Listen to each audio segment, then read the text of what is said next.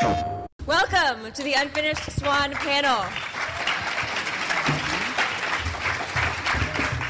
So I'm guessing that we have fans in here of indie games and small creative titles.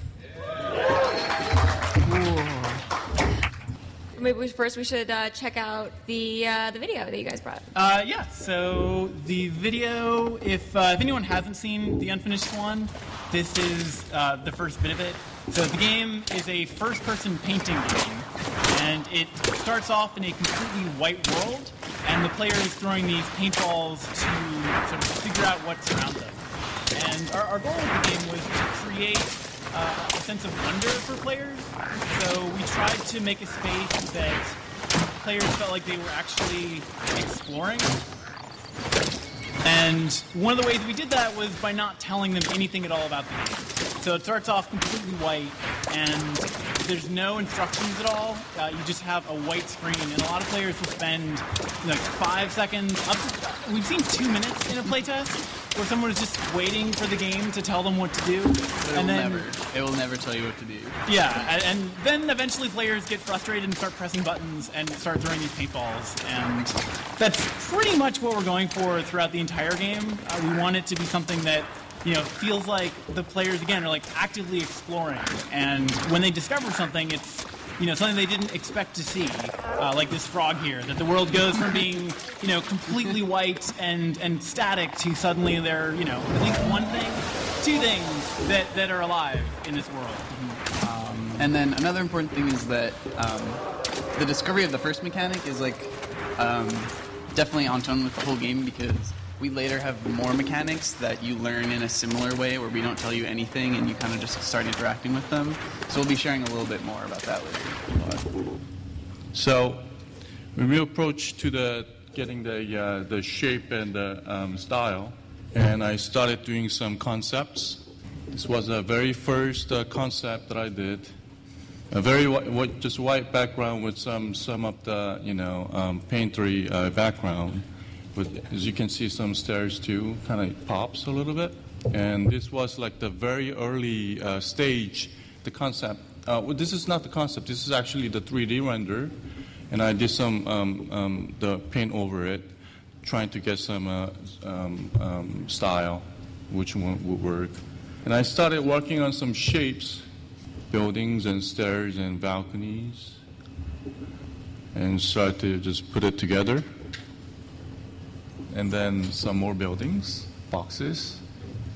Now, is this something, this is like a level that people are going to be able to go through, or is this, you know, for the artists, like for the level designers, for example, when they're kind of trying to plan out what's going on? Yes, we have a not particularly the same, but very similar stage that has this very similar this background. One of the reasons that we brought Hokyo in, actually, we had interviewed, I don't know, half a dozen or a dozen art directors, and Hokyo just had a really nice hand-drawn style that we felt like was a really good match for what we were trying to go for in the game. So one of the big inspirations for us was Shel Silverstein, and that kind of like hand-drawn, a little bit sloppy, but really like intimate feel that turns out to be really, really difficult to do in 3D, because everything just naturally feels too sharp and hard and kind of unhand-drawn, like it feels very manufactured. So on the design side, that was something that we were constantly looking for ways to take Hokyo's concept art and actually put it in the game. So we have like the cutscenes in the game are all hand-drawn. So you see like lines that come out and draw things. That was a way for us to inject a little bit more of a hand-drawn feel back into the game. Mm-hmm. So after that concepts, and we made a quick little box level, and then I think that it was too bold, too contrasty, kind of wanted to make it a little bit soft. And I have a boy, and I go to the Pottery Barn or the kids furniture store, and I was just looking at this. The boy bedroom set was like sky blue with white. I thought it worked, make me feel so comfortable. So I took the idea and applied to our concept, and This actually is the same shot, but with the color, the blue. Now we have a blue. So now that there's the color in there, like how does the color appear to the gamer? I mean, is it sort of already there, or is it something that is also revealed? Yeah, in this area of the world, everything has already been revealed for you. So, we found that with the splatting paint mechanic, it was something that was very intense for players that worked better in short bursts. So there's still some like all white areas in this area of the world, but for the most part, players are now able to look around and sort of appreciate their surroundings. So now we're gonna see the result. This is what you see in the game right now.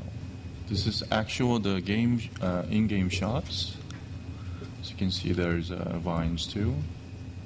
I was trying to making it very soft, and I love the how do you say, the duotone? Sure. Yeah, very muted, kind of unsaturated feel. It makes your eye it's like a really nice cake. Very soft. Why is the game called Unfinished Swan? Because in the game, the player is a young boy who is chasing after a swan that has stepped out of an unfinished painting. So there's the swan that is frequently running ahead of you and provides some context and a goal for the player. Well, there you go. Okay, so I'm going to have you ask your question. Introduce yourself first. Hi, my name's Nick, and first I just want to say that this looks awesome. I just want to say it looks really, really good. I'm just wondering how this came from not even being an idea that existed to the team that you've created right now. And I want to hear a little bit from our friend on the end, our quiet friend on the end, about... Hey, so for specifics, actually, Giant Sparrow as a company started out with Ian and an artist that he was working with who contacted him through the internet, Flavien Corbier, who is actually a wonderful guy. I wish he could be here to talk a little bit about If this. he's watching, we love you, Flavien. Yeah. No, we do. He's a good guy. But Hokyo had to basically throw away a lot of his visual style and rebuild the game from the ground up.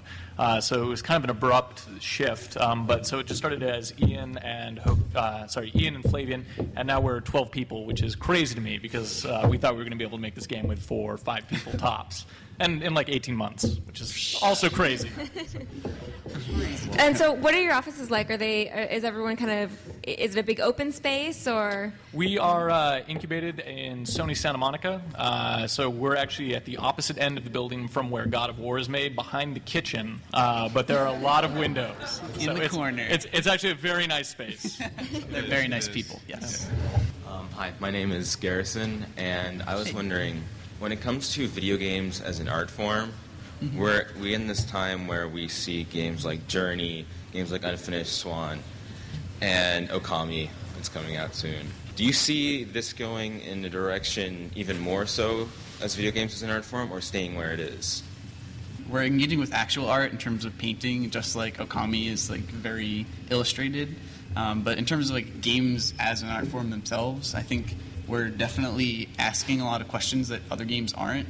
And so we're saying, in this game, we're not telling you how to do anything, and we're trusting you.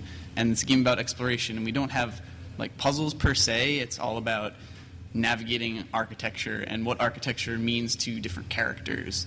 And so I think it's a story that's going to make you think in different ways than other games. And that's definitely the direction of these art games that are coming out. And in terms of whether or not we're going to see more of these games or fewer, I think that's really a question for players. So if players are interested and they support that, then companies like Sony are going to be willing to take a gamble on that. And it's just amazing that Sony would trust people that had never made a game before to spend 3 years and a lot of people's time and energy on making something like this. And the reason that they do that is partly because of games like Journey and Flower, that they've said okay, because everyone wants to make cool, interesting, weird games, but it's not free to do that. And so if people are interested, and if there are platforms that are hospitable to it, then there will definitely be more.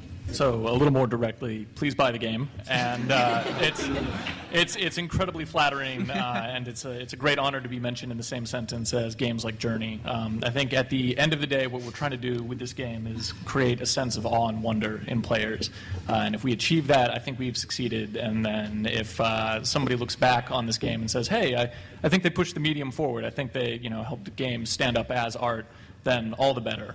That's but players and player experience, that's number one for us. All right, guys, I'm sure you'll be hearing more about this game, and I can't wait to check it out. Thank you so much for our panelists. Thank you guys so much for coming here and checking out some of this awesome art. Thank you.